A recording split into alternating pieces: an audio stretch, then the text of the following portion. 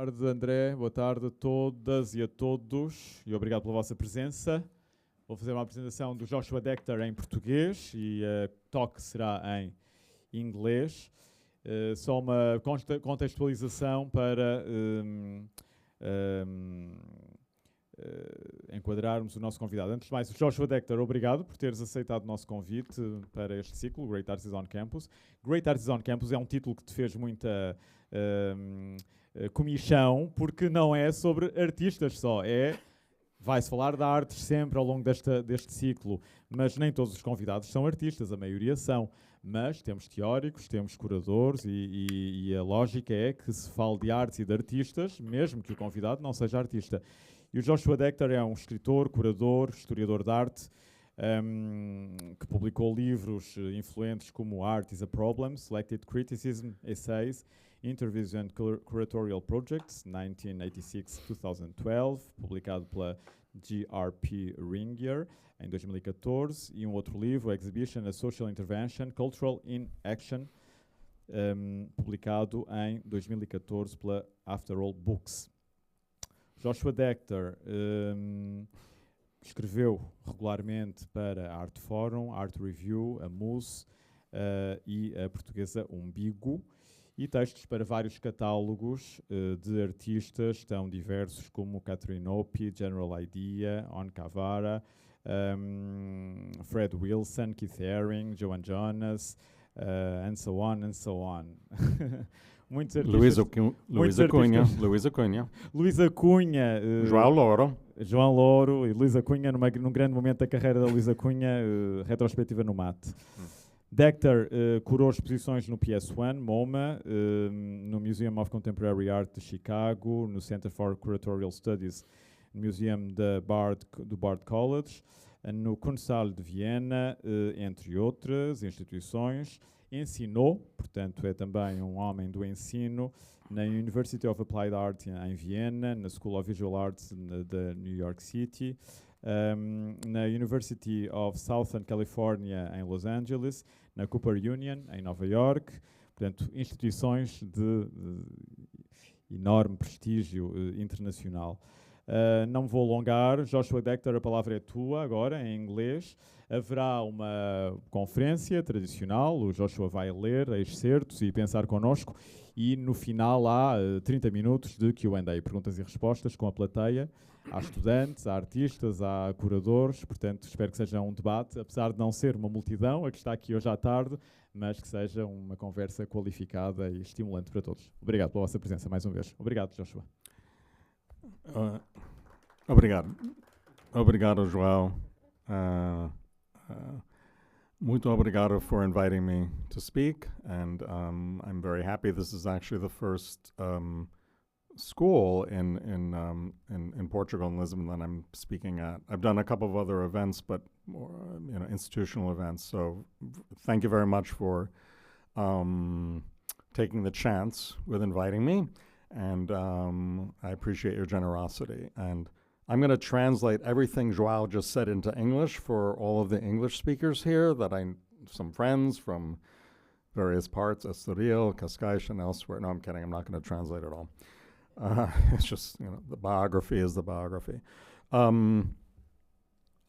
So we can put up the first image, please. I think people have had enough of my face. I certainly have. Okay.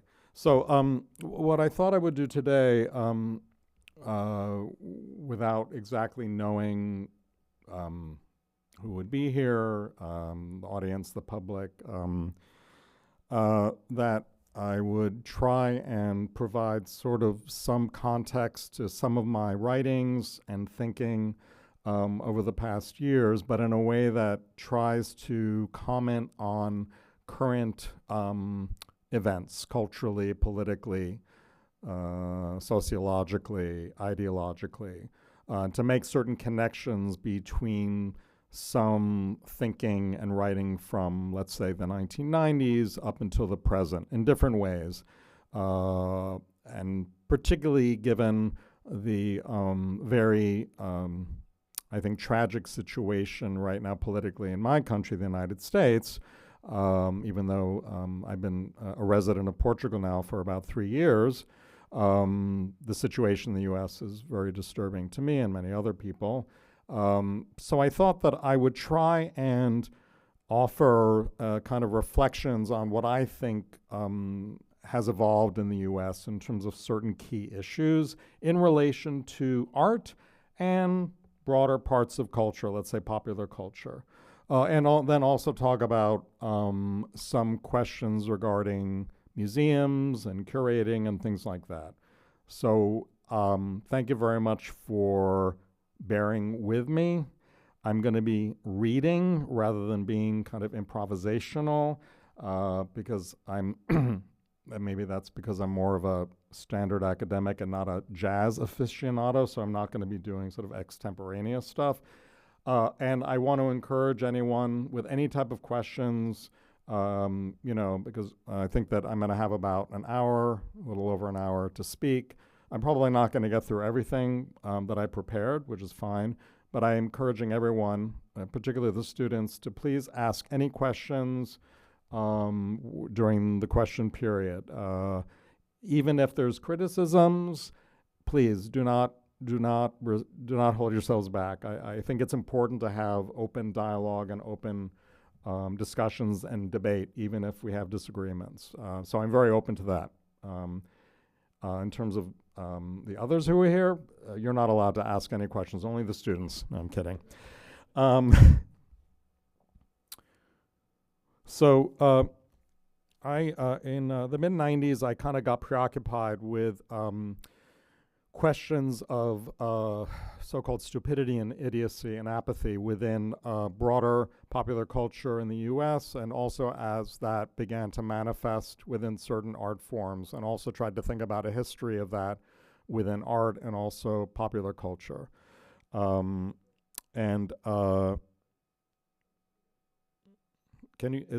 hearing feedback, is that? Okay. So I'm going to read from this essay from 1994 called Stupidity is Destiny, American Idiot Culture. And I think it, to me at least, seems that there's some analogies between that period of time and what we are seeing politically in the U.S. in certain respects. Again, this is written in 1994, so it's now, around 30 years old.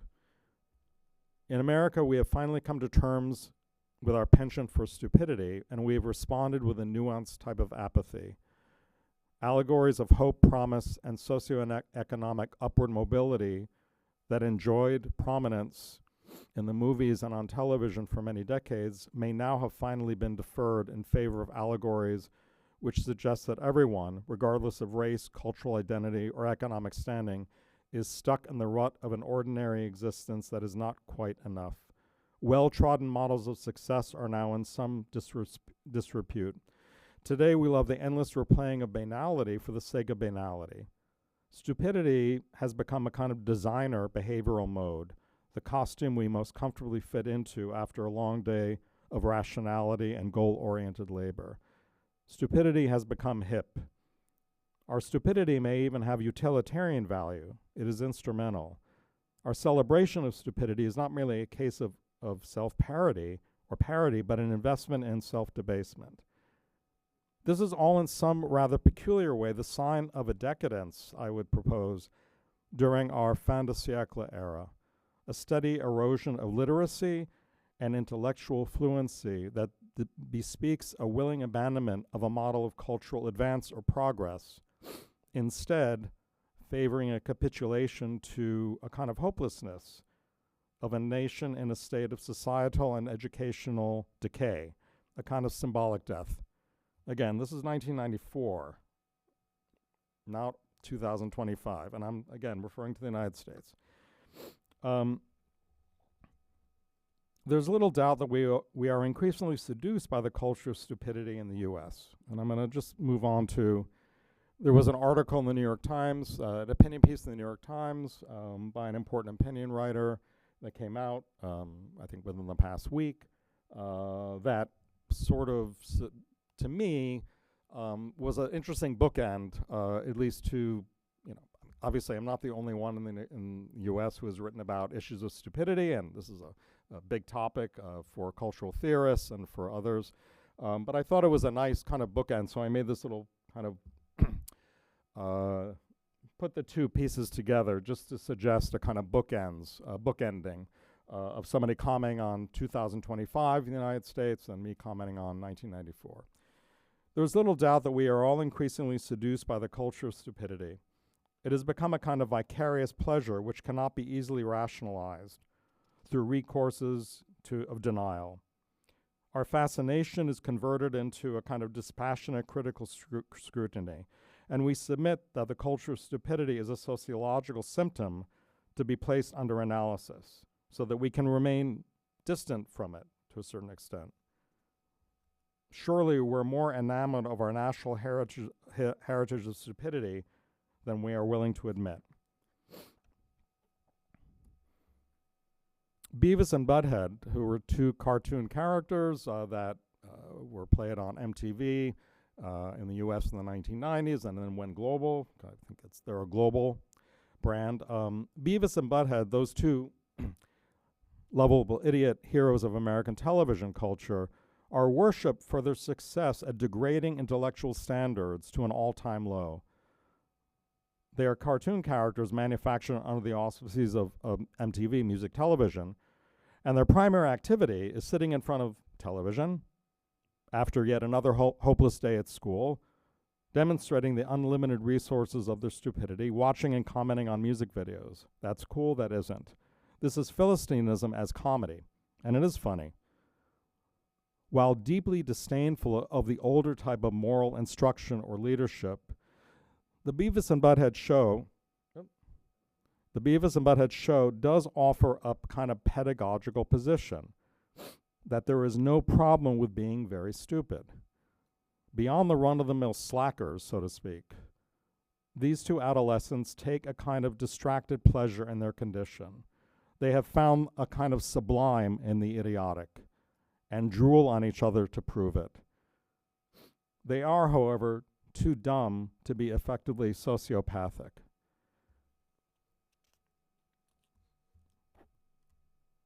I would,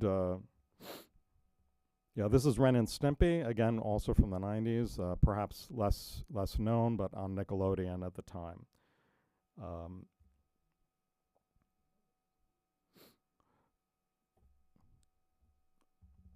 I will then argue that in a certain perverse way that stupidity has also become a kind of conceptual paradigm within elements of art history. What I would describe as brilliantly executed idiotic ideas, such as Bruce Naumann's self-portrait as a fountain. You see all the information there because I deliberately took a picture from the Whitney Museum's website, which will provide all the necessary details. It was conceived at a certain point earlier and then actually executed in 1970. In a sense, it's both an homage and a parody of Duchamp's 1917 Fountain Ready-Made, which also was, the original destroyed and remade in original 1917, remade in 1964. So there's a connection there between the Naumann and the Duchamp. And in a sense, obviously Naumann's a very sophisticated artist, very important in many different respects, but there is a kind of very smart, dumb art historical inside joke going on here. Likewise, an artist who died some years ago, Vito Acconci, who emerged in the 1960s with sort of performance and conceptual art. His 1970 piece, Hand and Mouth, 1970 Super 8 film, in which he's, as he describes it, quote, pushing my hand into my mouth until I begin choking and am forced to release it, repeating the activity for the duration of the film. Again, a Super 8 film. See some more images here. So, I mean, Akanji's work is always sort of sadomasochistic, but there's also, at least in this work and a few others, this kind of ridiculous, stupid, recursive, nonsensical, obsessive-compulsive aspect of this act. And one could see this in relation to popular culture, comedy, vaudeville, right, entertainment culture broadly. Or, and again, I'm kind of going into the 70s to talk about like both the 90s and contemporary art. 1971, Chris Burden. You see some images here of this act. Chris Burden, an LA-based conceptual artist and artist who worked in variety medium, had a friend shoot him in the arm with a .22 caliber rifle and documented this act. I guess you could call it a kind of performance art, but it's also an act. It's a gesture. It's a prank. It's extremely stupid, right? Because the possibility of dying was quite real. Burden also shot at a passenger jet flying overhead, which is not only stupid, but also an illegal act in the United States to shoot at an airplane. And of course, this is all connected to Dada. And Dada was about nonsense, right? And I guess one can also connect the history of Dada to ideas of stupidity and idiocy. Again, thinking about stupidity and idiocy as a kind of critical act, right? As a self-critical act.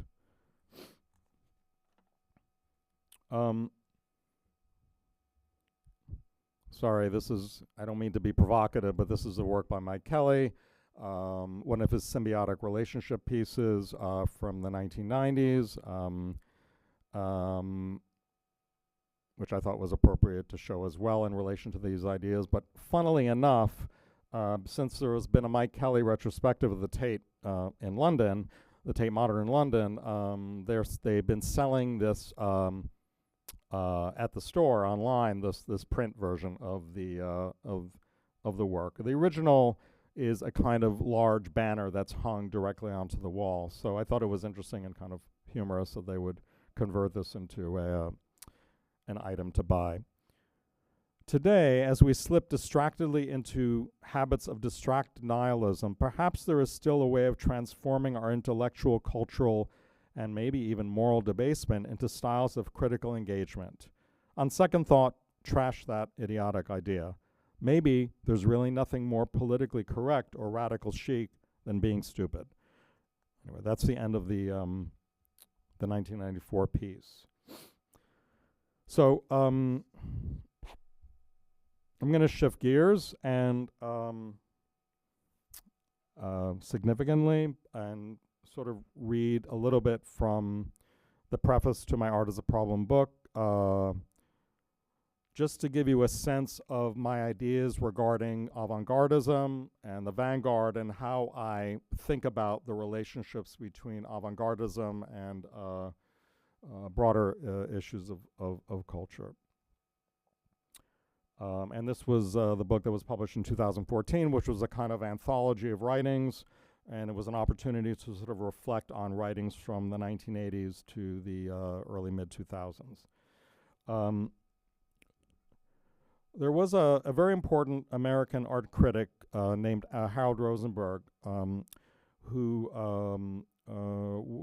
he was probably most well known for being the art critic of the New Yorker magazine in the 60s and the early mid-1970s. He then also published a number of books of his collected art critical writings, including a 1972 book that was very important to me, and I think to other people who began sort of studying about art and art history in the 1980s, called The De-Definition of Art.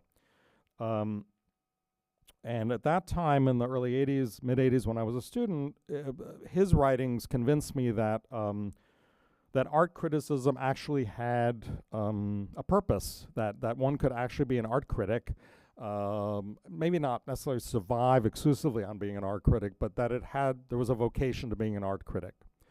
I think things have changed, but that's another perhaps conversation.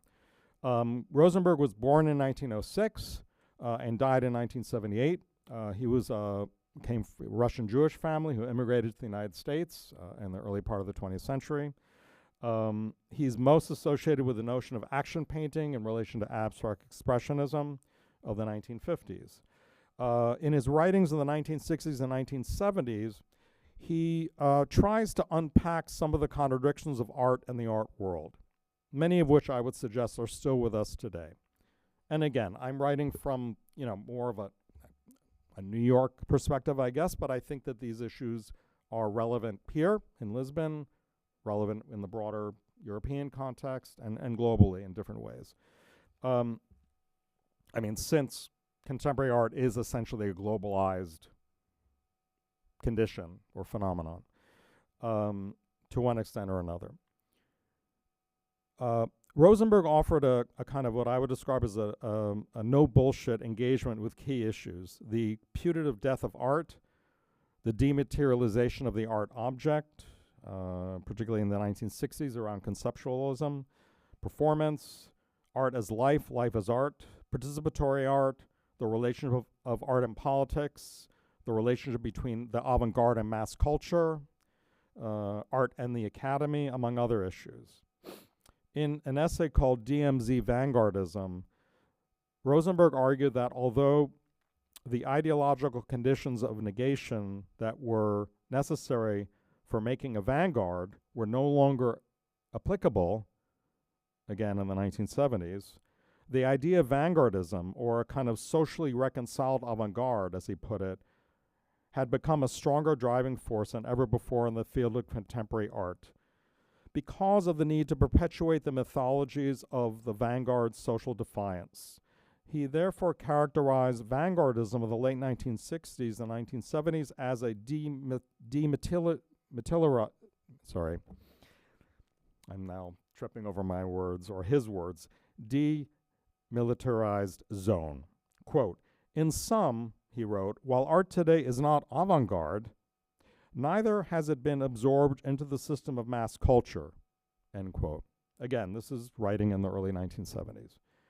Rosenberg suggested that contemporary art endlessly reconstituted or reproduced an already outmoded logic of crisis that had once belonged to the historical avant-garde period as a kind of bad faith theatrics. In his essay Set Out for Clayton, Rosenberg weighed in on the debates concerning art and life, aesthetics and the real, and the democratizing effects of art. Quote, he writes, "If there is no difference between art and life, there is no difference between the artist and his public, or her public. Instead of representing creative mysteries, the artist becomes a group leader. Collective projects, not the cultivation of individuals, are the aim, and it is sufficient that participants are kept cheerfully occupied," end quote. In other words, the artist is a kind of cult figure. For all of the doubts that Rosenberg harbored regarding certain forms of art, he also was concerned about the negative effects of mass culture, having absorbed the lessons of Theodor Adorno and Horkheimer's book, The Dialectic of Enlightenment, in particular the chapter on the culture industry. And the Dialectic of Enlightenment by Adorno Horkheimer is one of the key texts of the Frankfurt School that was published in the mid-1940s during World War II, while Adorno was in Los Angeles, having had to leave Germany during the war. It's a critique of mass culture, a very, at that time, very powerful critique of mass culture, and to a certain extent a critique of the United States as mass culture, and worrying about the effects of mass culture on the public and its effect on art.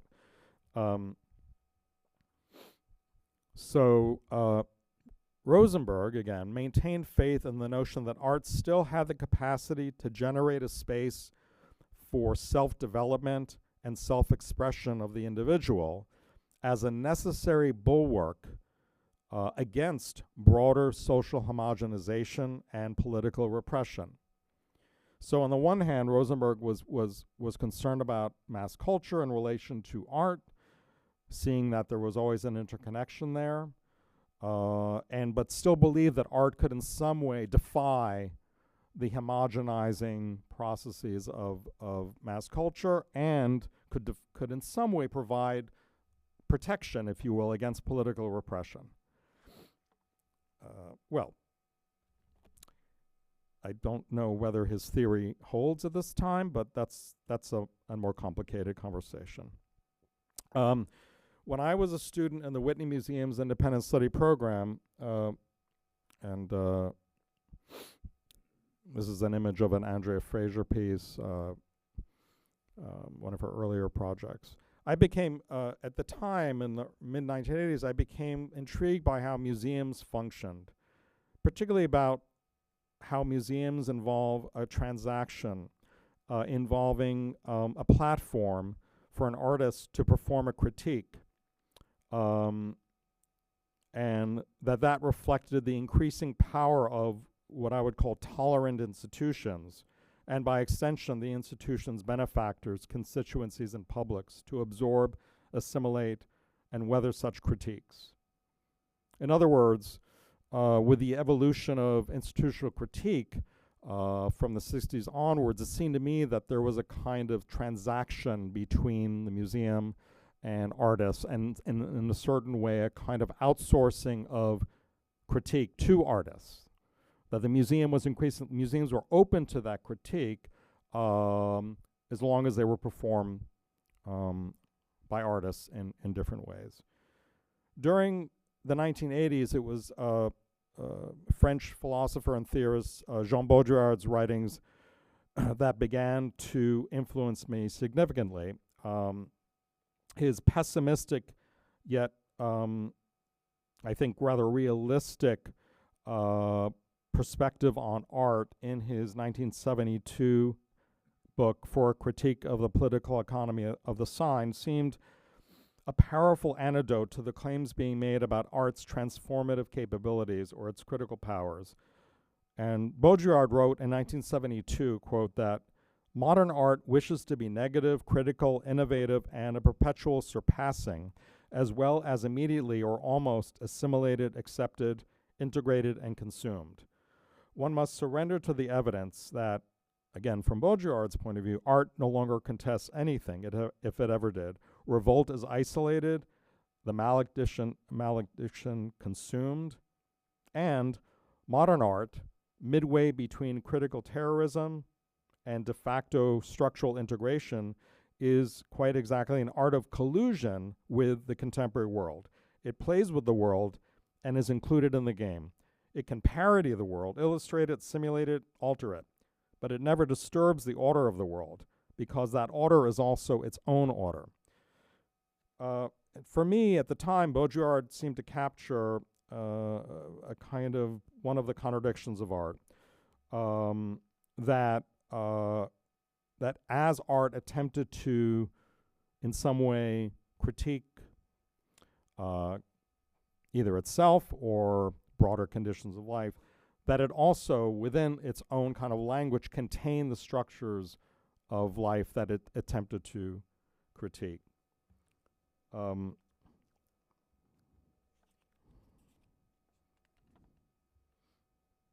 So going back to the museum, I probably expected that when museums invited artists to produce a critical interrogation of the museum, as with artists such as Andrea Fraser and others, that those interventions might lead to a fundamental transformation of the power and economic structure of the museum. Again, at the time, in the 80s, when I began thinking about these issues. But to me, it became increasingly clear that that the artists understood the contradictory conditions of their practices, that in some way that they understood that that critique was being outsourced to them, and that they were aware that they were sort of complicit in this transaction. And so I began to try and think about those paradoxes and political double binds in relation to art that sought to critique its own systems, if you will.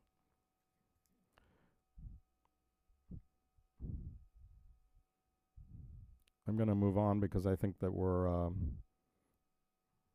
running out of time almost.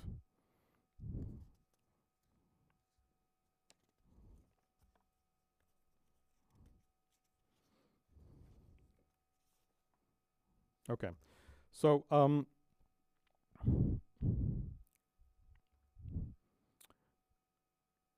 in 2015, I was invited to participate in an event at Yale University that was actually about the relationship of art and law.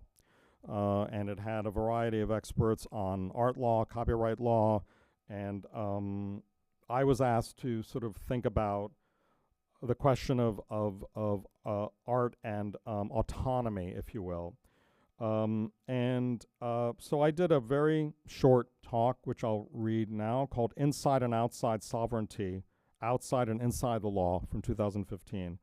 And my very short text begins with a quote from the philosopher Giorgio Agamben from his book Homo Sacer, Sovereign Power and Bare Life from 1998, in which Agamben wrote, quote, "The paradox of sovereignty, our sovereignty, consists in the fact that the sovereign is at the same time outside and inside the juridical order.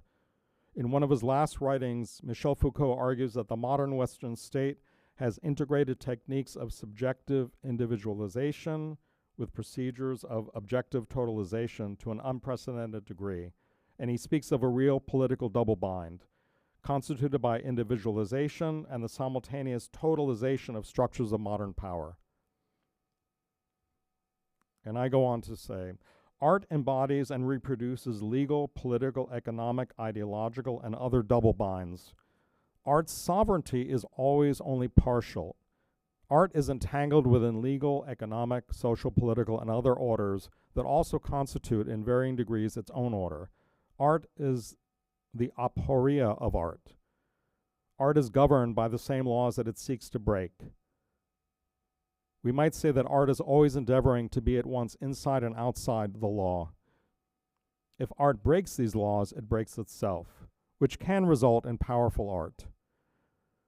This is the contradictory law of art as a political embodiment of our own contradictory sovereignty.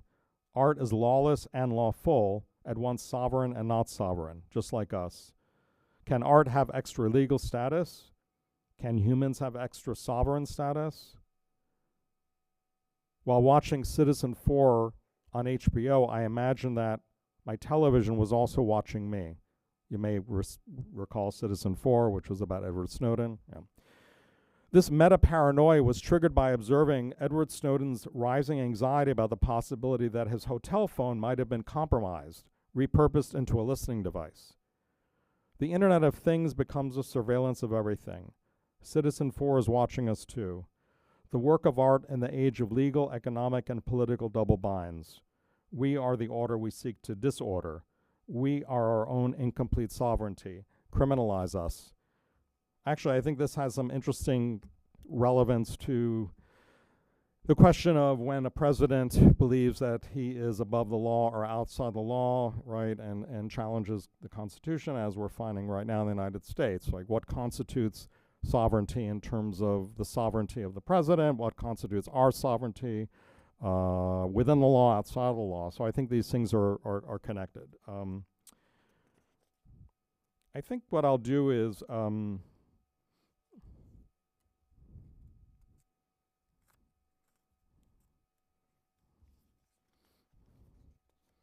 I can talk about museums or I can talk about biennials. What would you prefer? Actually, what I think I'll do is I will skip to, I'll read from one more essay so then we can sort of open it up. Let me just move beyond this. In about 2017, a couple of years before the pandemic, I participated in a large curatorial summit in New York City that was an attempt to sort of think about the relationship between curating and activism. Like, as curators, what could we also be defined as activists in certain respects? And to have debates about this issue. And my presentation was, of course, this was during the first Trump presidency, so a lot of us were preoccupied with that crisis. People both within the United States and outside the United States at the time, curators globally were sort of concerned about what was happening. So the title of my essay was Politics Burned a Hole Through My Heart, which was published in this What About Activism book that came out in 2019 by Sternberg Press. And I'll read a section out of that essay, which I think could be useful in terms of thinking about what's happening now in 2025.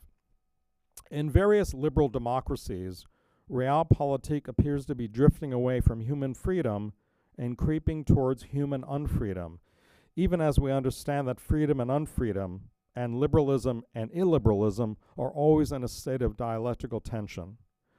Within the United States and in some European countries, I believe there has been a shift away from what philosopher Herbert Marcuse identified in 1965 as, quote, repressive tolerance embedded within democracy, and a descent into what might be characterized as repressive intolerance under the auspices of dysfunctional democratic governance.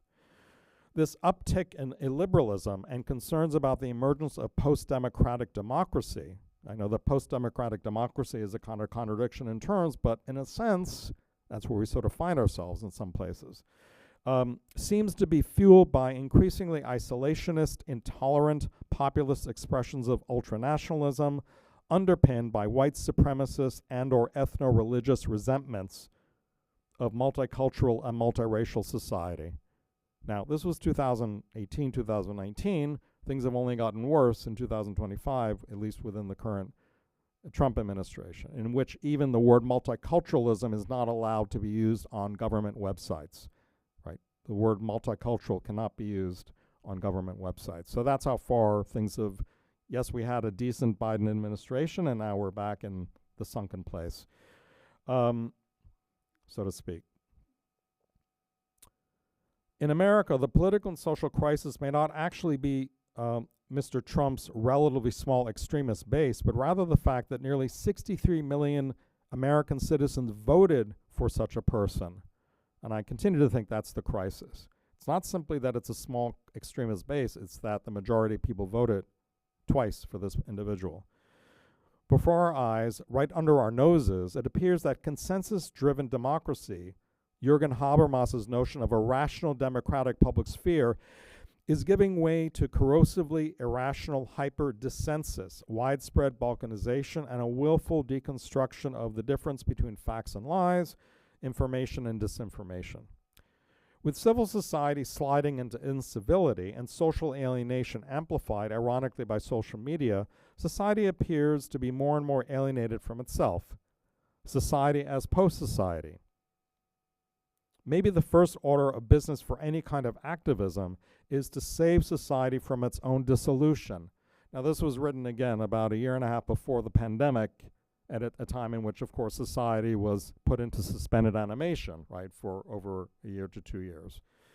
Society was already in crisis, at least in the US, before the pandemic, right, and it just accelerated during the pandemic. We understand that human freedom and democracy is complicated at biopolitical, cognitive, and other levels by various forms of capitalism, leading to confusion about what authentic freedom, sovereignty, or autonomy might actually feel or look like. Of course, we are still free, so to speak, to make selfies, to shop at Amazon, to take vacations. But is this the freedom we seek, and is this the democracy we want, particularly in a nation such as the US, characterized by deep economic inequities that contradict the principle of a fair and just democratic society? It's glaringly obvious that not everyone is equally free.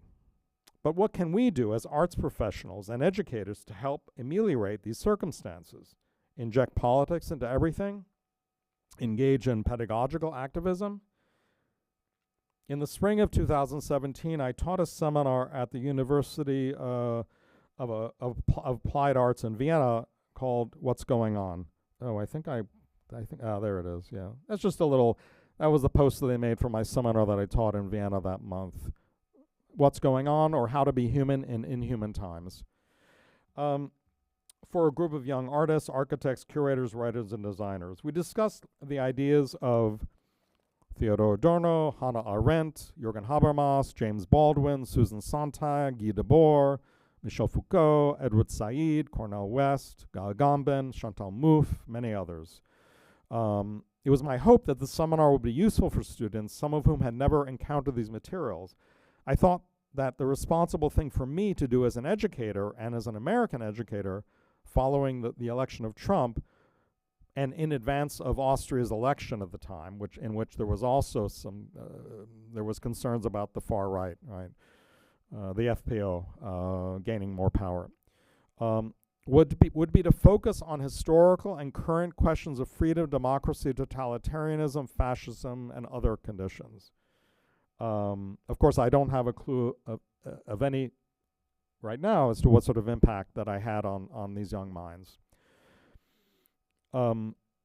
It is probably easier to talk the talk of activism than to walk the walk of activism. Truth be told, I've never considered myself as an activist per se, and have never referred to myself as such, at least in relation to how activism has tended to be defined in the arts. When I teach art histories, though, I always include examples of activist practices such as Grand Fury and the larger ACT UP network, a rare example of an art collective that had crucially verifiable social and political impacts. Grand Fury in the 1980s was instrumental in raising consciousness about AIDS crisis across a range of communities, helping to transform the general public's perception and understanding of the AIDS crisis, and in concert with ACT UP, shed light on the Reagan administration's dereliction. If silence equaled death in the 1980s, then perhaps silence equals political death today. And I would suggest that some in my generation have at least been influenced by the discursive and aesthetic strategies of Grand Fury and ACT UP, even if we don't necessarily consider ourselves activists in the strictest sense. There are people in the art world more unselfish than I who do the heavy lifting for social, racial, economic, and environmental justice. We inhabit such a profoundly polarized environment these days, a situation of racial atomization and resegregation in a sense, hyper-tribalism and hyper-enclaving, that even in diverse cosmopolitan places, we seem to be losing the ability, perhaps just, or the desire, to communicate across our differences, to imagine workable coalitions. The art milieus, the art worlds, are not an exception to this unfortunate state of affairs, I would suggest, as our own environments are also rife with fractiousness and mistrust. And I would actually then suggest that part of what happened in the most recent U.S. election was a result of this continued kind of tribalization, if you will, the infighting within liberal, progressive, democratic communities, right? Regarding a range of political issues, very urgent, difficult political issues, that led to a kind of dissensus and an inability for at least the Democratic Party to actually gain traction in relation to the power of Trump's disinformation and propaganda and lies and kind of hypnotic campaigning. So I think this continues to be a problem, ironically or not, that we imagine that we are, progressives, liberals, socialists, what have you, and yet we can't necessarily have agreement within our own communities. And if we can't have agreement within our own communities, we may not be able to actually win important elections. So this is more, I think, a problem within the U.S. when it's just a two-party system. It's already bifurcated as binary, and so the Republican Party is traditionally lines up behind its leaders, right, in a kind of, one say, a neo-authoritarian or neo-autocratic way, whereas the Democrats tend to have a lot of healthy debates and infighting about issues, but that doesn't always work at the national level of elections. Ironically or not, we have a few minutes, right? Okay. Ironically or not, it was my partner's 14-year-old kid who wanted to participate in the large-scale 2014 Black Lives Matter protest march in New York City, and I accompanied them as a curious chaperone. On that day, in a sense, my stepkid was the activist, not me. At the time, I recall being a bit worried about the broader political ramifications of the Black Lives Matter movement, which certainly can be defined as an activist protest movement, and the possibility at the time of white backlash, or what's called white lash. And well, we can talk more about this a little bit later, but I think we've seen evidence of a so-called white lash, unfortunately, in the U.S. Indeed, as a candidate, Trump inflamed and exploited just such a white lash or white backlash to full political effect in the 2016 election. And so the effects of activism and protests are not always clear, even as we feel that it is our civic responsibility to march through the streets to express our legitimate outrage and solidarity, particularly at times of political crisis. There is something visceral, palpable, even exhilarating about engaging in protests, which is precisely the kind of collective social energy that my entire family experienced while marching together in the Women's March in 2017 in New York City, which was a mass women's protest, and men too, and others, against Trump's policies. But while marching that day in the Women's March in 2017, I couldn't help but speculate about how many of my fellow marchers had refused to vote for Hillary Clinton because she wasn't Bernie Sanders, which in turn made me think that at some other critical moments, just voting for the better candidate can be a form of activism in and of itself. And in neither of these situations, at the Black Lives Matter March or at the Women's March, was I thinking about art or curating. Indeed, these were the furthest things from my mind at that moment. When it comes to the question of curatorial activism, I've been somewhat more preoccupied with how the term curator and the idea of curating has been appropriated by nearly everyone to describe basically any act of selection, organization, or presentation. It would not be a stretch to suggest that more people today associate curating with news, information, algorithms, wine lists, menus, restaurant menus, than with art. Even politics can be curated these days. Even politics can be curated these days. One can imagine that activists will start curating their activism and protests will start curating their protest. But in these instances, curating will be used without any allusion to art and its institutional milieus. Such developments may pose some problems for those of us who are the putative gatekeepers of art curating, maybe disrupting our cultural authority, if only symbolically. After all, who needs the expertise of art curators when everyone can be a curator today? Just as curating has emancipated itself from art, finding its way to the masses so that everybody can be a curator, so too the masses, so to speak, have increasingly expressed the desire to curate everything. Is art on the side of justice? Is curating? Is art or curating the best vehicle for activism? Is curating the best way to do activism? Sometimes yes, sometimes no, and sometimes it's just very unclear. If one is on the side of justice and also on the side of art, one may face a dilemma, as these commitments are sometimes at odds with each other, certainly on some economic and other structural levels. When a museum, for example, decides to stop receiving funding from a fossil fuel corporation, is that institution being activist or capitulating to pressure from activist groups, such as Occupy Museums, to divest from big oil, because it is the politically expedient thing to do for its brand and public relation image, or both? I tend to think it's both, which is, that's part of the complexity. Activism, let's admit, is a form of branding too. And would a museum be considered an activist institution for refusing to accept the patronage of a trustee or board member who supported Donald Trump's presidency? Could a museum afford to alienate this kind of patronage, even though we understand that these are the trade-offs that museums often have to make and financial double binds that often museums have to endure?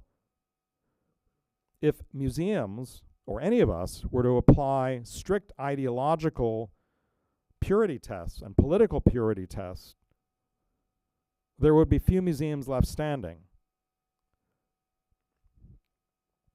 So, are we always making moral, ideological, and ethical choices and compromises in terms of what we are willing to accept or not accept as arts professionals? Particularly within a cultural ecosystem largely supported by wealthy individuals and private foundations. These are the old contradictions, but they never really go away. So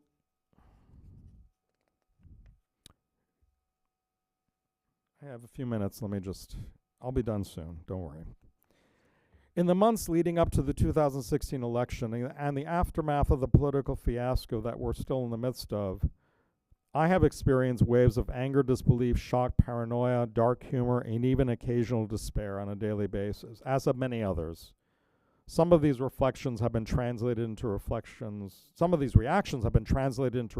on social media, while others trying to think critically and perhaps some pithiness about our collective political challenges.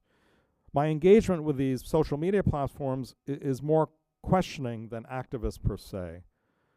I'm reminded of the emergence of, quote, net activism in the 1990s, that is, internet-based activism in the 1990s, which seemed to usher in a mode of sub-political or parapolitical engagement that could somehow circumvent the contradictions of mainstream politics. Such hope for a kind of internet-based political egalitarianism now seem rather quaint. Again, this is 2018, 2025, when Twitter has become X. Clearly, that kind of egalitarianism is out the door. Alas, today, what we seem to have are self-canceling political minefields of social media, a rather chaotic mix of progressive activisms, reactionary counter-activisms, no somethings, no nothings, bots, trolls, advertisements, frenemies, and other various and sundry things barely orchestrated by algorithmic logics. Any kind of protest can be organized using social media, just as any kind of government surveillance of or crackdown on that protest can be implemented. We've seen many examples of that globally. Humans are experiencing difficulty navigating these contradictions, even though we produce those contradictions. We're caught, in a sense, in webs of our own making. Can we trust social media as a platform for activism? Or have platforms such as Facebook, well, previously Facebook, now Meta, and Twitter, now X, become virtual battlefields in our ideological wars, wherein users can be manipulated by the smartest campaign strategies and or the cleverest foreign meddling? In terms of how Twitter operates as a communicative or post-communicative interface, it may be better suited to non-reflective, reactive populist discourse than to reflective liberal democratic discourse, which I think has proven to be the case. Right? On the other hand, activism does share certain traits with populism. It must be agile, fast, and responsive, and prompt people to action. And yet all of this happens under the watchful eyes of social media corporations, government intelligence agencies, hackers, and advertisers. There may be just too much happening all at once and too quickly. Perhaps the realpolitik of social media is barely controlled chaos. The past few years have been a hard slog for those of us who use social media platforms. We've been participating in a kind of virtual uncivil war. I have endeavored to conduct a virtual counterinsurgency against white supremacist MAGA anti-Semites on Twitter. I wouldn't characterize this as activism, but rather as an organic expression of my basic responsibility to challenge the ascendance of political illiberalism. But I have not been framing this so-called resistance as a curatorial activity, but principally as my civic responsibility that comes before, during, and after my professional activities in the art field. So, at a time when various ideological extremisms seem intent on upending a public sphere of productive antagonisms and civil debate, when up is down and down is up, when art is under attack from both the right and the left, and it was, and it is, when the desire for autonomy and self-determination can signal both reactionary and progressive aspirations, when institutional critique, or the critique of institutions, is reappropriated to, quote, deconstruct the administrative state, which is a phrase by Steve Bannon that was used in Trump's first presidency, which is in fact being implemented right now. The administrative state of the United States government is being deconstructed, not only deconstructed, but dismantled. How can our polarized art worlds help? Again, that the polarization that I noticed back at that time was not only between right-wing, far right-wing MAGA people and liberals and left-wing people, but it was actually within the art world itself, with many infighting.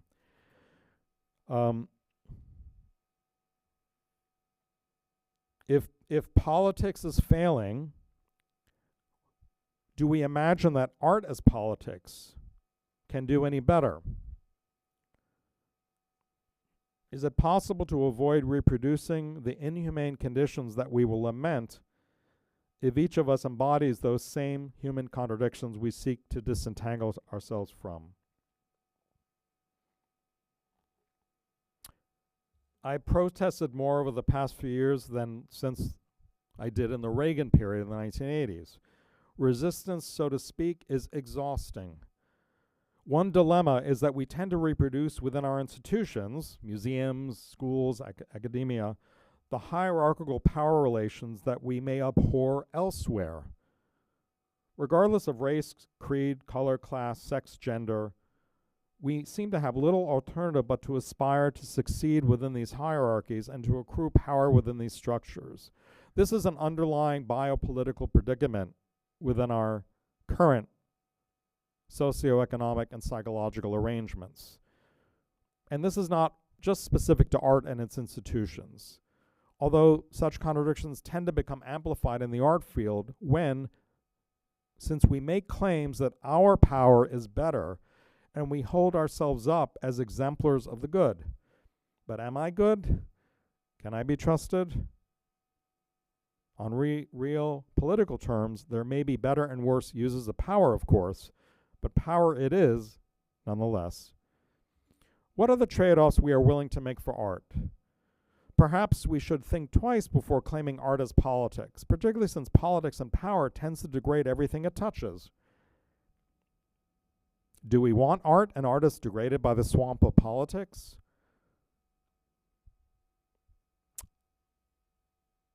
Exhibition press releases can hide a multiple of sins, after all. And asserting that, quote, all art is political doesn't necessarily mean that art is realpolitik.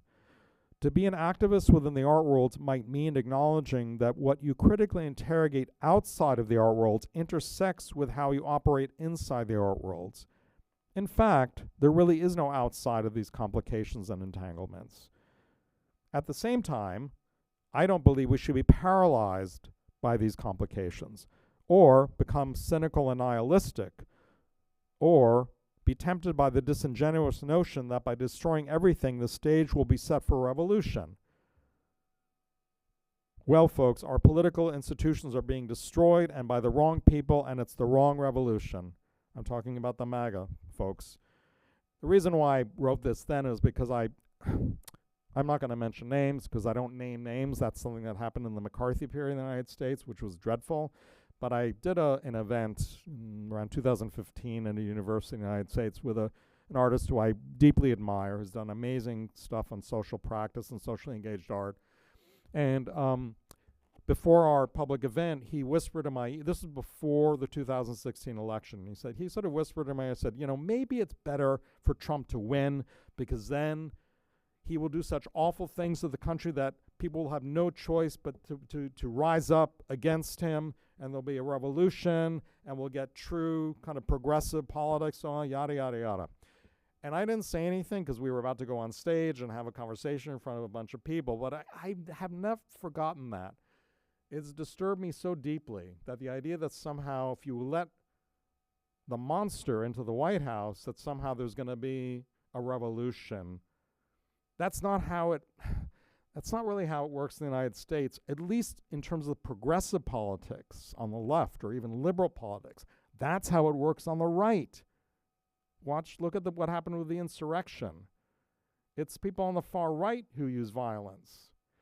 So anyway, that's what I meant about like the notion that somehow if the worst people get into power, that then there'll be an uprising against that type of power and we'll be truly free and emancipated. Sorry, but that's not how it works in the United States, for better or for worse.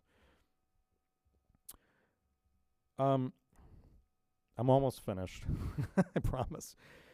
The culture wars in the U.S., at least, have taken on sinister racist overtones over the past couple of years, far worse than anything I can ever recall. And this has led to a whole range of race identity-based kind of atomizations that, have taken to extremes, may erode the glue that holds together the fabrics of liberal, diverse civil society. And we shouldn't forget that there is just as much right-wing activism as there is progressive activism, meaning that the right have been very effective in the U.S. in gaining adherents, often through lying, often through disinformation. But nevertheless, it's been pretty persuasive. It has become abundantly clear, for example, that white supremacists see themselves as activists, even in relation to so-called free speech. So we also have to contend with the nefarious hijacking of activism and protest, such as with the neo-Nazis and white nationalist supremacists who marched through Charlottesville, Virginia, claiming that they were the disenfranchised, forgotten people of America. Now, at the time, that seemed surreal and dystopic. But these people got back into power now, right? Okay. Finally, to MAGAs, neo-fascists, and anti-Semites, I'm a dispensable, liberal, snowflake Jew, while to those who believe that they constitute the last line of defense against those neo-fascists, I'm an annoying neoliberal snowflake Jew who reinforces structural racism and white supremacy. It can't win. 25 years ago, now that meant in the mid-1990s, I wrote about how my whiteness, and my Jewish whiteness in particular, which James Baldwin, by the way, wrote brilliantly and poignantly about. If you've ever read James Baldwin's writing about whiteness and race and Jewish stuff in the 1960s, it's quite amazing. I've continued to imagine, in my self-deluded condition, that I could contribute to solving the problem of structural racism in the U.S. The FBI's 2016 report on hate crime statistics shows an increase in all incidents. The majority of race, ethnicity, ancestry-based hate crimes were against black people, and the majority of religious-based hate crimes were against Jewish people by a 2-to-1 margin over anti-Muslim hate crimes, which was very surprising to me at the time. It was my hope,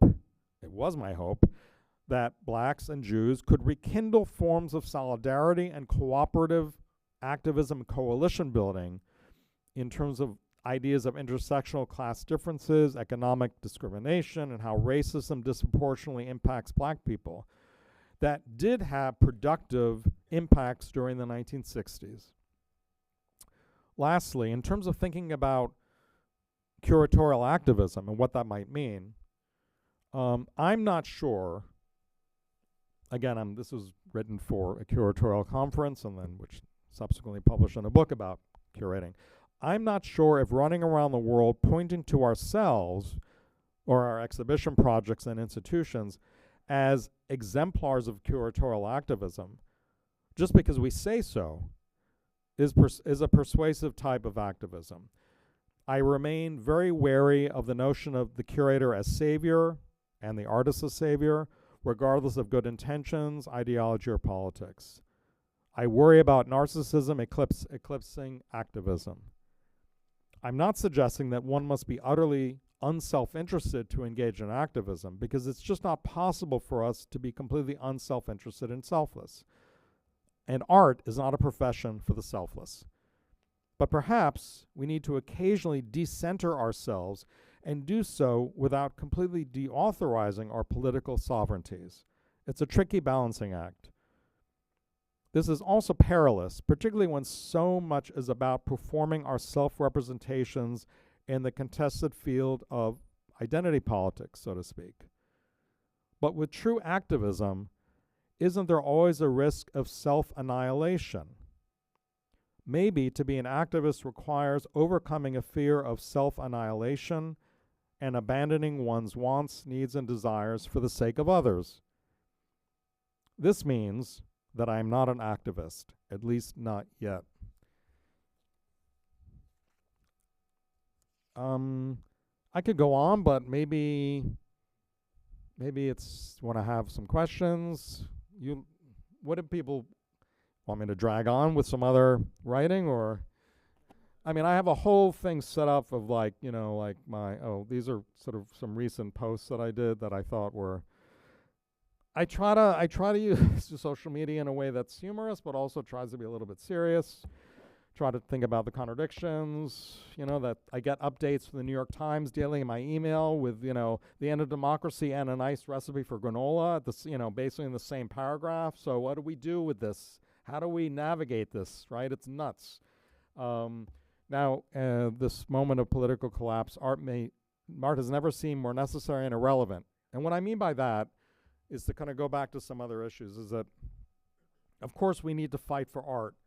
We need to fight for museums. We need to fight for institutions. We need to fight for our schools. Obviously, what's happening in the United States is not happening here, and thank goodness it's not happening here. God forbid it were to happen here in terms of having a government that wants to defund institutions and museums and art and culture. Of course, we don't want that. What I meant by at this moment of political collapse, art has never seemed more necessary and irrelevant is that it's never seemed more necessary and irrelevant. Okay. If we had more time, I'd talk about some of my curatorial projects, but that's for another day. Tomorrow we can return to that. Is that okay, João? We can open it up, yeah, so I don't go on too long. Thank you, Joshua. Thank you very much. Decter. Thanks. So we can start the dialogue with the audience in English, maybe, this time. We have students, we have artists. Wants to start? Let me just get it to a better image. That's a little bit less.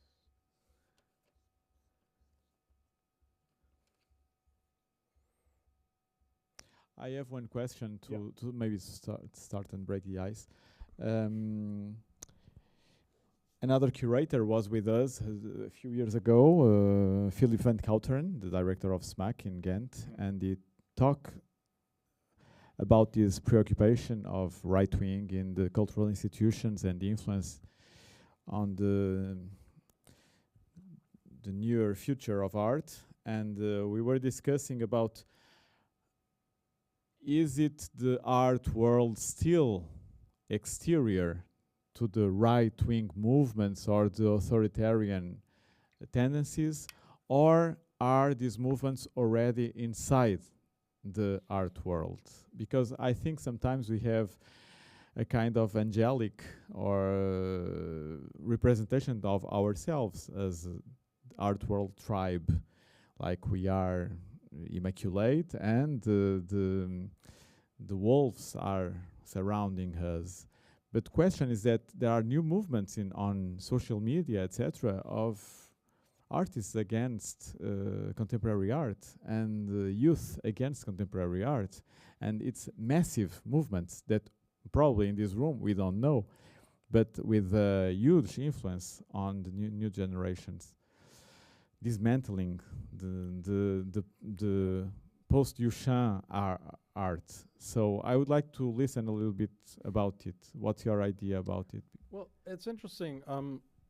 That's in a sense, I think I alluded to some of these problems and contradictions in some of the texts that I read, and that we have to deal with the patronage system itself. I mean, in the United States, of course. Again, this question of what are the politics and the ideologies of art patrons and philanthropists? Quite a few Republicans, right? And so museum, if, as I suggested, if we have ideological or political litmus tests to determine who, in the sense of like, will only accept money from people like who are Democrats or progressives or socialists, then basically the museum ecosystem would collapse, at least in the U.S., and probably some other places too. Here, I don't know, but some other places in Europe, perhaps. So that's one of the deep contradictions, right? And that's always been with us in different degrees. It's gotten more amplified now because of the polarization that's occurred and the deep stakes. Of course, Nan Goldin's pretty successful activism in relation to the Sackler family and putting pressure on institutions to divest from the Sackler has been not, well, she did her best. She's doing her best. Some institutions have, complied, others not. It's complicated. But that's just the tip of the iceberg in a sense. That's sort of the most obvious example of, the opioid crisis and the Sacklers being nefarious and their attempts to monetize this drug. But that's just the tip of the iceberg. So how far, if we go, if we dig deeper into the iceberg, institutions begin to experience fiscal, financial, economic precarity and crisis, which was already happening to a certain extent during the pandemic, due to the pandemic. And now we have a situation, at least in the U.S., and obviously, as you alluded to, there are in other European countries, the right wing has gained some more power, but I don't think it's like in the U.S. where you have right now the Trump regime, basically going after defunding anything that is actually beneficent and good about the U.S. government, which is funding of art, funding of culture, redefining what art and culture is in terms of on their ideologic terms, which ironically, Trump brought in Sylvester Stallone, from Rocky and other films to be a cultural emissary, right, to Hollywood, which is and Sylvester Stallone is an art collector, by the way, so it's very complicated and entangled and contradictory. So we are in a very precarious situation. So I think it's a fine line to tread. In terms of this idea of let's say conservatism or the sort of right-wing tendencies already being baked into, so to speak, art worlds, again, I think that is more connected to systems of patronage and the contradictions that have always been with us since certainly the Renaissance. I mean, awful people, patronizing genius artists to make beautiful work, or the church, for example. I mean, the church has some histories of problems, but sacral art can be gorgeous. So we have these contradictions throughout history in different ways. It's not a new phenomenon. But I have tended in my writings on and off, I mean, the title of the book, Art is a Problem, is meant to a certain extent, try and think about some of these contradictions, that literally art is not a problem, we need it, but there are problematics that we encounter along the way, particularly within the art systems. And I concur that and that's what I was saying. I think that we do need to examine our own ethics, our own politics. And I remember being on a Creative Time is an important public art commissioning organization in New York. They've done projects throughout the U.S. and internationally a little bit too. And they do summits every year. And I did one of their summits in the mid-2015, I think. And I did a keynote talk in which one of the issues I brought up was how much are we as individuals willing to give up, right? How much of our power are we willing to give up for the sake of someone else? I mean, to me, it's a fundamental human question. It's not about, do you like painting? Do you like sculpture? Do you like installation? It's about some basic fundamental human conditions and limits. What are we willing, what am I willing to give up of my power to make room for somebody else? And at the time I said it's an open question for myself because it's a tricky balancing act, right? So I think that's part of the issue is sort of our own power and how we embody it or not, and make room or don't make room. But no, I don't think that we're all angels. Some are.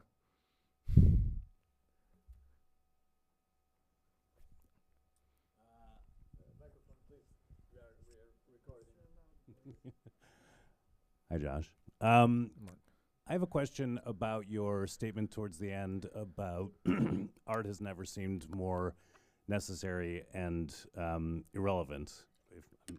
That may not be the direct quote, but focusing on the irrelevant part, I'm curious, is that intended by you to be a sort of critique of the art of today, or a critique of culture and perhaps politics? Is it a lament, or is it a sort of cri de coeur and a rousing? Is there a intended all of the above, Mark. All of the above. Is there an implicit hope for a course of action, that would make it more relevant, or is it just are we fated to it being irrelevant? This is the funny one. Okay. It's a great question, and I seriously, I would say if it's a multiple choice question, I would say all of the above. I don't have one specific. I can't answer that in one way. I do think that the answer would be plural, multiple, and it was just sort of listen.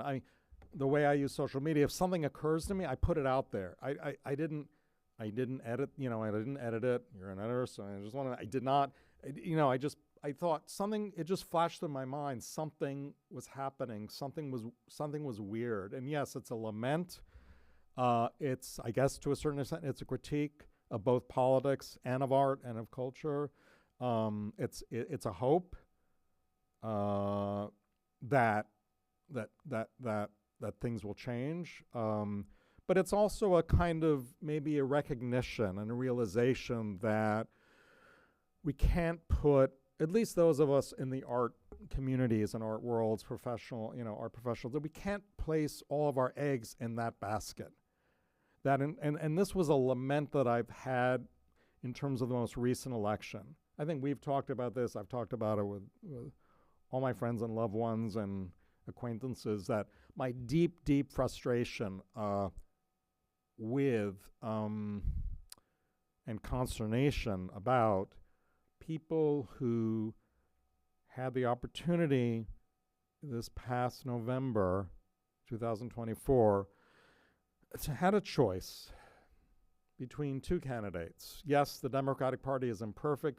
Yes, the Democratic candidate for president was imperfect. Yes, Biden should not have run again. He should have stepped aside. There should have been convention. Leaving all that aside, there was a very clear choice. And so I continue to think about how some of my so-called progressive friends, and I'm kind of progressive, liberal, moderates. I don't know what I am, but I'm a mixture of all this stuff. I'm a mutt, a hybrid. But how some of my progressive friends in the arts, and even some Democrats, refuse to vote for Kamala Harris because of one particular issue and one particular catastrophe, which is the catastrophe in the Middle East. And yes, the catastrophe in Israel and in Gaza. Absolutely. It's a catastrophe. I don't want to talk about it here because I'm not an expert in this, but it's a catastrophe. But in realpolitik and in national elections in the United States, one has to put things into perspective. One, at least from my point of view, and that protesting by not voting can lead us to deep crisis, which we are currently in. So part of this kind of utterance, I call this a kind of social media utterance, is about that as well. A sense of disappointment. I'm trying to hold on to hope, in terms of at the political level and at the cultural level. And I'm deeply outraged by what's happening in my country, deeply. But I also have a sense of, what can we do about it And that goes back to the question of activism and protest. And my concerns that people who are now righteously upset about what's happening in the United States may go out in the streets and protests, but those who are going out to the streets of protest who didn't vote, well, they have to ask themselves and look some questions and look in the mirror and also take some responsibility. In terms of the function of art, I've always thought about art as being a kind of metapolitics or a kind of parapolitics as opposed to realpolitics. There are a few exceptions to this, but to me that's the most interesting kind of thinking that I try to do, is about, when we say political art, what do we really mean by that, right? And as I said, there are moments in which activism and art intersect, like during the AIDS crisis in the 1980s, when Grand Fury and ACT UP worked together to raise awareness about using artists working with activists to raise awareness of the AIDS crisis very effectively. But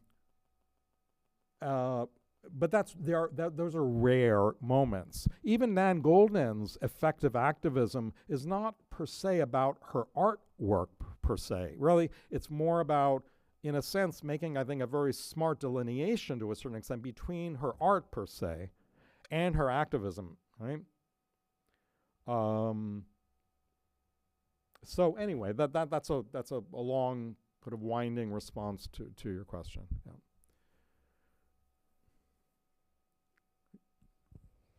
More ideas, more questions, more things to share?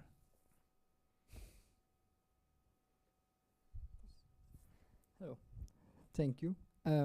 When I was listening, I was, of course, thinking about Nan Goldin and the secular problem, and also about ACT UP and David Wojnarowicz in the late 80s. And I was thinking too about an essay, a novelistic essay from Tom Wolfe, Radical Chic, where he criticizes the Bernstein's contributions to the Black Panthers movement. Yeah. And in many ways, it's a contradiction too. And I believe you talked about many of these contradictions, like we have Patreons, and for me it's a problem of founding mostly, because where is the money going and where it came? It's a Patreon problem too, because it's a contradiction, but in many ways we can also say that left-wing movements have received contributions from intellectuals. Jean Genet supported many groups in the 60s, in the 70s. We can criticize the Bernstein contributions to the Black Panther movement, but it was actually good and benefits to that movement too. So we can also say that it's a problem in the whole system, not just in the right wing. And of course we see it now in the United States, of course, and in Europe too, because we realize that somehow this kind of rich companies and patrons are not on the right side, on the justice side of it. But how can we reflect on that? Because the arts world, I don't believe in that sense of concept, art world, but in the art system, should we people choose and be gatekeeping who are the patrons to founding institutions? Well, yeah, so it's a very good point, and I appreciate you bringing up Tom Wolfe and Radical Chic essay and his. I knew Tom Wolfe a little bit. He was really good friends with an art critic who was friends of mine in the 90s, so I hung out with him a little bit. He was extremely brilliant person. And he was right and wrong with Radical Chic. Wolfe, I would characterize as kind of a cultural conservative, but brilliant in his cultural conservative. He would be outraged by what's happening now in the political situation in terms of the right wing, outraged by it, because it's right now what we have is Philistinism in power, completely anti-cultural, anti-art. Okay, no, it's complicated because, of course, on the one hand, and I kind of had this conversation with somebody recently about a new museum that's opened up in Portugal, that on the one hand, of course, we appreciate collectors who will open up museums and put their money into art and culture. So that's a benefit. It's a benefit to the society. And on the other hand, of course, we then think about, well, how do we look further? You know, who's funding it? Where's the money from? Do we want to worry about these issues? Maybe we should just appreciate the fact that the person is being beneficent and is donating their money to art and culture, and they're providing a space for. So it's always been complicated. It's not a new issue, and I think we have to kind of tread carefully, right? Because the let's say the broader attack on liberalism, and I don't mean liberalism in terms of political party, I mean liberalism in terms of a liberal democratic society. Portugal's a liberal democratic society. The United States, I don't know what the hell the United States is right now. It's shifting, but we know what we mean by liberal democratic society. There's always a liberalism. There are always people who want sort of autocracy return, right? Where they want, the return of so-called law and order. Ironically, there was I read recently a comment by a military person, an ex-Marine, I think, in the United States, who now regrets voting for Donald Trump. But he voted for Donald Trump because he saw Donald Trump as the law and order candidate. This is like last year. Donald Trump is a convicted felon. He's corrupt. He's an insurrectionist. So, and Kamala Harris is actually a lawyer. So everything has been turned upside down. But so I think that one of the things that's kind of weird about, okay, you don't want the art world, but art systems, professional art systems, and how things operate, is that these contradictions are always on the surface. It's not the case so much within, let's say, the literary worlds, right? In which, particularly because a book, it sells for 10 euros maybe. An artwork, at least, at a minimum, sells for 500 euros, maybe in an art fair, or 5,000 euros, or 10,000 euros, or 500,000 euros. So the economic states are that much more amplified. And so the contradictions, I think, in terms of money and power and patronage are that much more on the surface within art. At least that's been my experience over the past 40 or so years in the US and also internationally in different ways. And so those contradictions, I think, rise to the surface more. And it's difficult for people to talk about it because we don't want to alienate necessarily patrons and philanthropists, because if we alienate patrons and philanthropists, then we're left with insufficient art and culture, right? So it's complicated, and one is not to be critical of these issues. One doesn't necessarily become very popular, That's why it's interesting, because philosophers and theorists, like somebody like Jacques Rancière, who's written about some of these issues, I mean, he's not really in the art world. He's kind of, and actually a lot of his writing was stuff that many of us already wrote like 20, 30 years ago. Not saying that he may not have been aware of that, but the issues that many of us were already bringing up like 30 years ago, he's kind of arrived at finally. But since he's a philosopher and he teaches philosophy and theory, he's not really in the art world. So he's had a kind of freedom to talk about some of these issues. Those of us who are kind of impacted by our statements, right, in terms of professional trajectory, it's more complicated, But what I've noticed internationally today is that within younger generations of curators and art critics, there has been much more willingness to confront these problems and to confront these contradictions, in a sense, in a way that we used to do it when I was younger in the late 80s and the early 90s, in fact. So I think generationally there's been a kind of, part of it has to do with like an example of Nan Goldin actually being a powerful artist who was using her power as an artist to bring about some type of justice, right? So I think that has been influential for younger generations of art professionals, art workers, so to speak, and that's a good thing.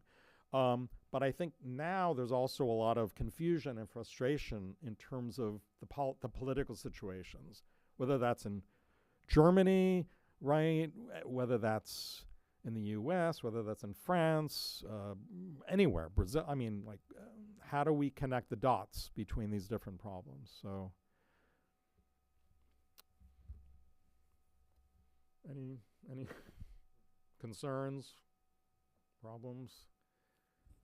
Any students want to chime in? Say Students anything?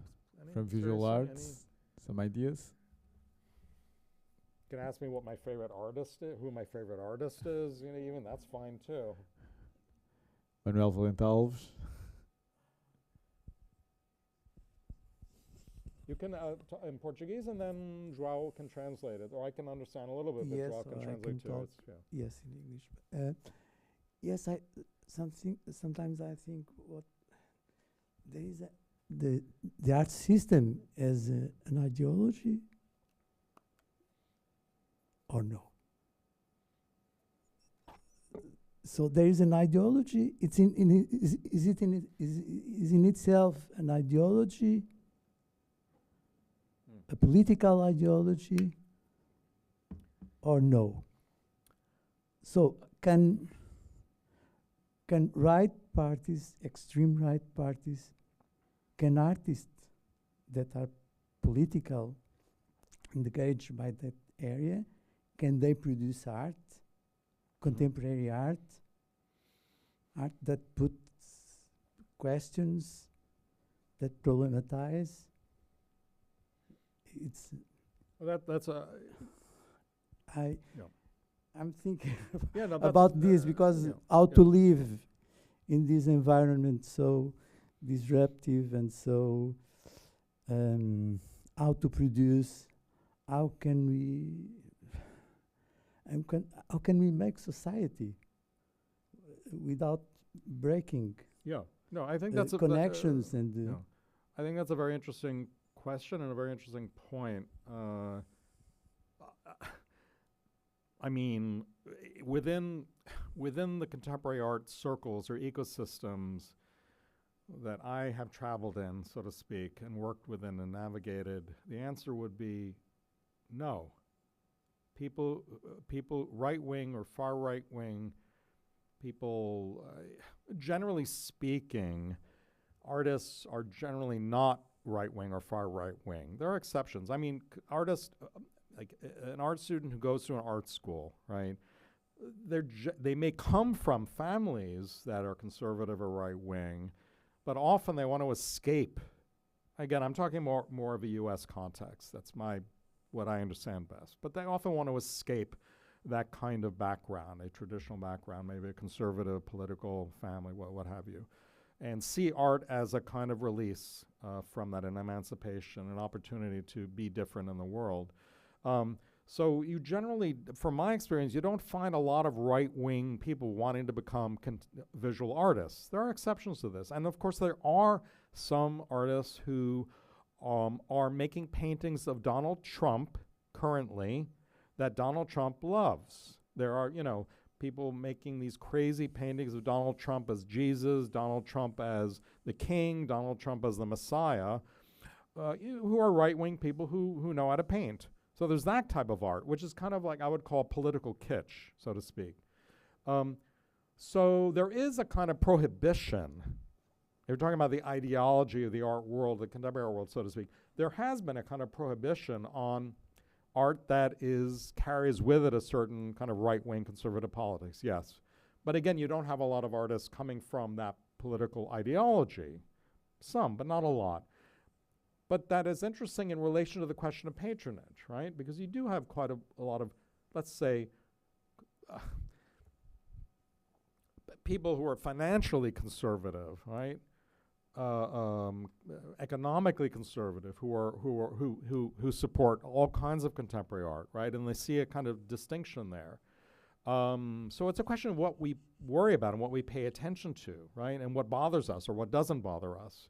But what's interesting in terms of what you asked and also what João pointed out earlier is that what I noticed over the past few years during the pandemic and just after the pandemic is that there was this emergence of a group of younger artists working with crypto and NFTs, crypto art and NFTs, who wanted to tear down gatekeepers like me, so to speak. That they felt that the contemporary art worlds were keeping them from having a voice.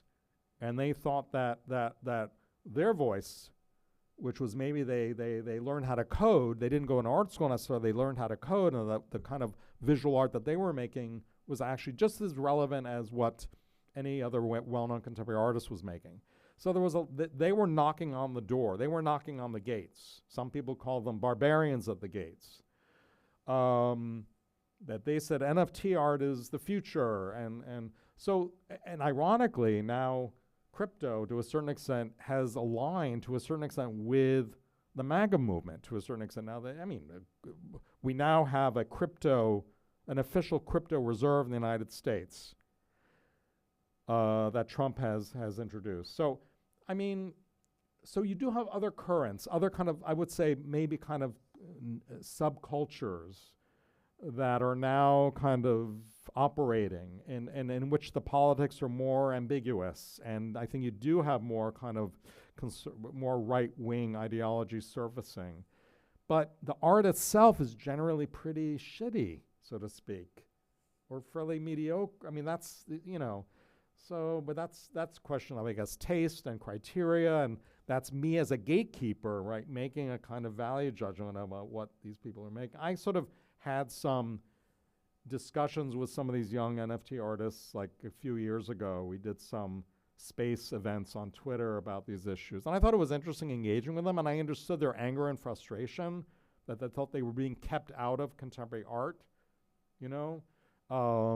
and I think some of those people have aligned with Trump politically, ideologically at this point, because they do see him as a kind of anti-establishment figure, particularly now that he's supporting crypto.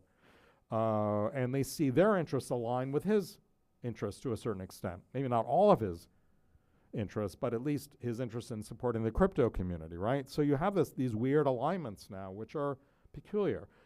Are those people going to get exhibitions at Tate Modern? Are they going to get exhibitions in Mott?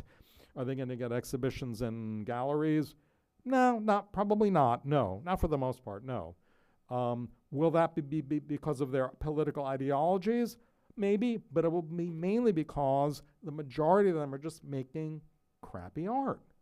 Now again, I'm saying that as a kind of old gatekeeper, but I can make an argument as to why it's crap. But anyway, that's a long response. Not all of it. Thank you. Not all of it, but yeah. Mais perguntas? Não? Duas. Hello, thank you. Yep. Don't you think, well, you at the beginning you have already introduced it, but don't you think stupidity can be an interesting thing to work with in art terms? Yes, I think yes.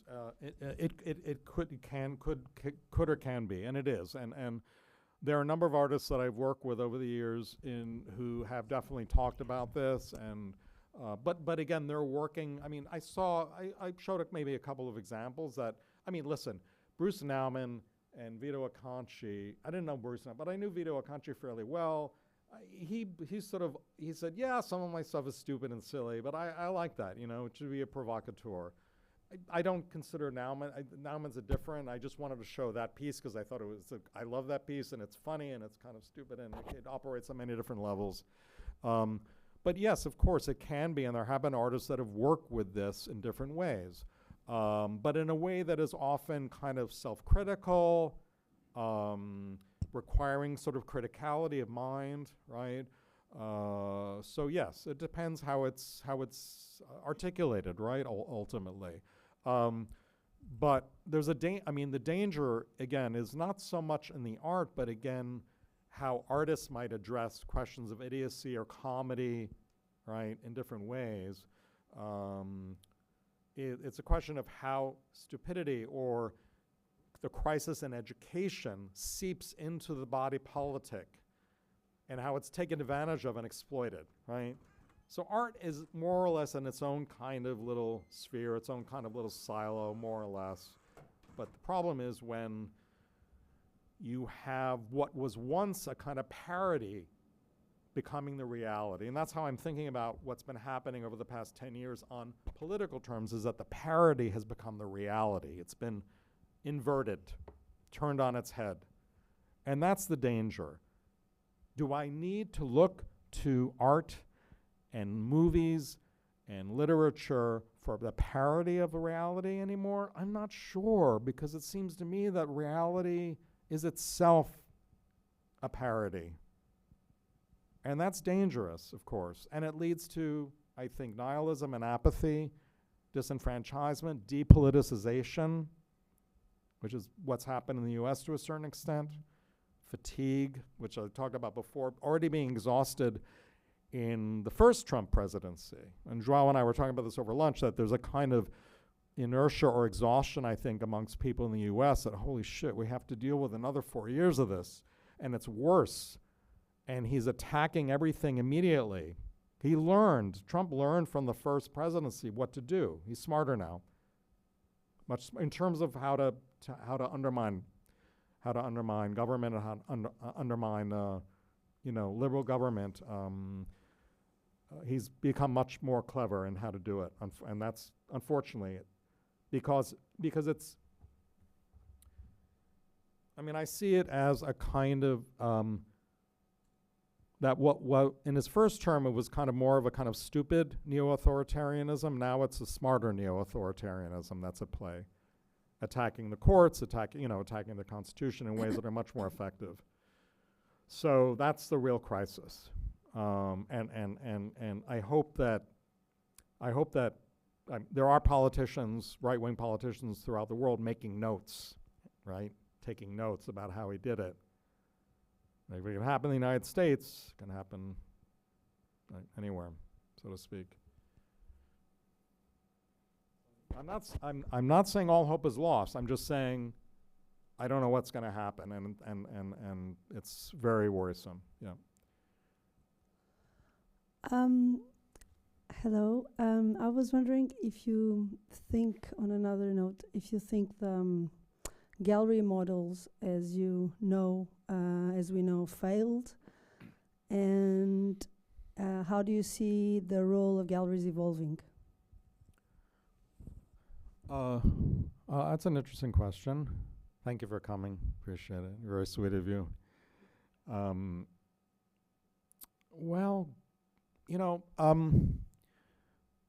Okay. Let me try to answer this in a kind of not too circuitous a way, but in a way that I think might be useful. At least this is how I'm thinking about it. Of course, I want galleries to survive. I would like galleries to thrive. Even if I don't like the art that they're showing, I want them to survive and to thrive. Fundamentally, they should. It's good for the culture, good for society, good for artists, right? Fundamentally. That's my baseline. But when in the early 90s in New York, I met a person named Colin DeLand, who had a gallery called American Fine Arts. I've written a little bit about it. There's been quite a bit of writing about this over the years. He died fairly young, and when did he die? I guess early 2000s. But his gallery, which was in Worcester Street in Soho,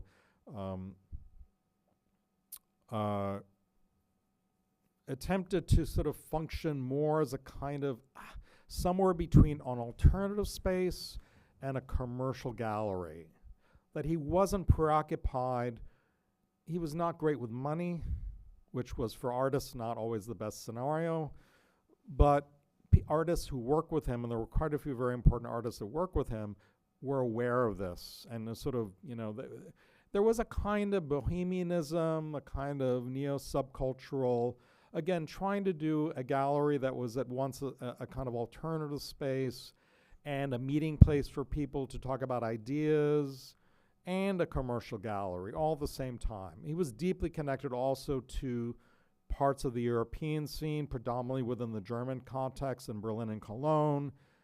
He showed a range of artists from Germany, and so I think that model has always been of interest to me. And he actually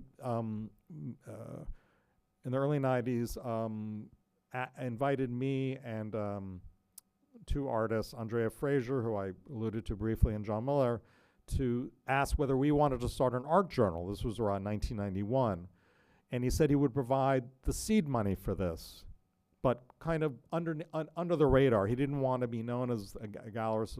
And so he provided us with some money to start an art journal in 1991. And because he wanted to sort of, he thought to be a gallerist, you could operate in different ways in the world, you know? But of course, since his gallery closed at the end of the 90s, because he died, and things have changed, of course, in the art world to a certain in the art worlds, plural. It's again, I don't have expertise on the Lisbon scene, but within the New York context, of course, it's become much more expensive to own and operate and run an art gallery, obviously, in terms of real estate. I suppose maybe there's some of that happening here as well, maybe some other cities in Europe as well, right? I guess, so there are those challenges. But I am interested in galleries that attempt to sort of operate in the in-between space between kind of a so-called alternative context and a commercial space. And it's not easy, of course, to operate in that way. So, and ironically or not, probably, you know, there was a time, without fetishizing the 1990s too much, but there was a time in which, you know, one could, as a curator, do things in art galleries that one could not do in museums and other institutions, at least in the US, right? There was a little bit more freedom there, a little bit more room to maneuver, and also in some alternative spaces as well. That's changed to a certain extent because there's much more at stake in terms of, you know, commerce, if you will, and monetization, right? And in terms of prices of, you know, there's just much more at stake in terms of the economy of galleries than there ever has been. So I think the galleries may not be the same kind of spaces of so-called freedom that they were in the 90s, at least from my experience. So that's my, I mean, you asked that because of you think there's a crisis right now, or that's? Yeah, I think there's a lot of people questioning if the traditional model failed and trying to see where we would evolve to. And I think perhaps when it started, it was more exciting due to the experimentation field, that it was kind of in the 60s, you know, where it was not only about the money, where these days the pressure is so high that even the artists on these logics of waiting lists and, you know, that became a commodity. And so my question is how we will evolve, and how do you see it could as? Well, I think to a large extent that will have to depend upon what art is being made by artists. I mean, I have to say, I think that you had much more challenging, experimental, more conceptually oriented art making in the 60s and 70s internationally than you have today. That there are exceptions to this, of course, but you have so I think to a large extent that will be predicated upon the type of art that is being made. And a gallerist will respond to that type of art, you know, and if it's, you know, beyond a certain kind of traditional format or traditional media, right? And I think you see that happening. The galleries do respond when artists make work that's more weird and more atypical and more challenging and requires different sort of media and requires different sort of audience participation, what have you, right? But because of these demands that are very much about monetization and survival, that often that kind of experimentation tends to be secondary or tertiary. I would also, and also it depends upon collectors and who's in a particular place to collect, right? And what they want and what their tastes and expectations are. I'm more concerned, frankly, about kind of my concern is less about the gallery model, which again I think can be reinvented and should be reinvented, not for everyone, but for some. And you see examples of that. But I'm a little bit more concerned about museums, larger institutions, and how they operate, and how much space they have for innovation, innovative thinking, and experimentation at the curatorial level. That's, I think, a real crisis.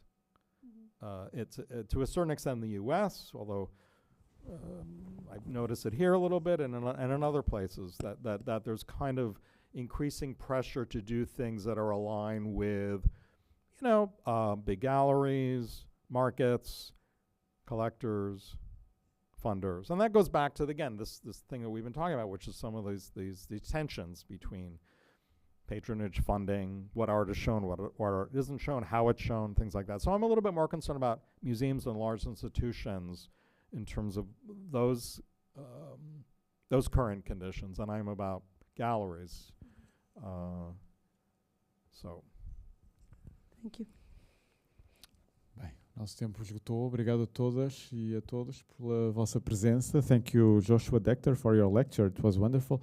And before an ovation, let me just invite you to come to the next talks. The 25th March, we welcome Francisca Carvalho, that will have a great show in Fundação Carmona Costa. The 7th April, we receive Uriel Orlov, an artist, Swiss artist that has a show nowadays in Galeria Avenida da Índia. And finally, the 9th April, we welcome Françoise Vergès, a wonderful French thinker, an authority in decolonial thought. So feel welcome. It's always free entrance, and our wish is that our community grows up little by little, okay? And now a great ovation. Thank you very much, Joshua Decter. Thanks everyone for taking the time to come here. Appreciate it. Seriously. Small community, but alive and attentive. Isabel, que bom ter vindo também.